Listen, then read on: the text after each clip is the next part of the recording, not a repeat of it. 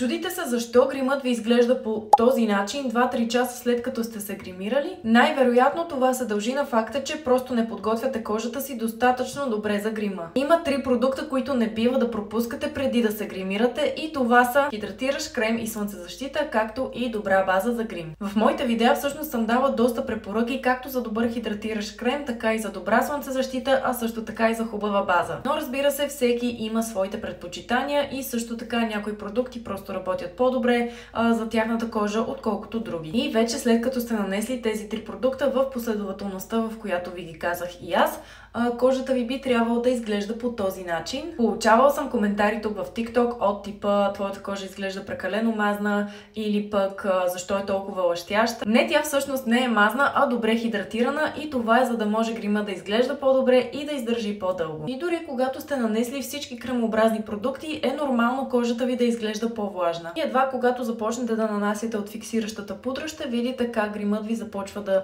придобива един по-матиран вид и също така губи своя глоуи, или както други хора обичат да го наричат, мазен ефект. Ето и сами виждате огромната разлика, която прави фиксиращата пудра. Веднъж си направих един експеримент и не нанесох нито хидратиращ крем, нито хидратираща база.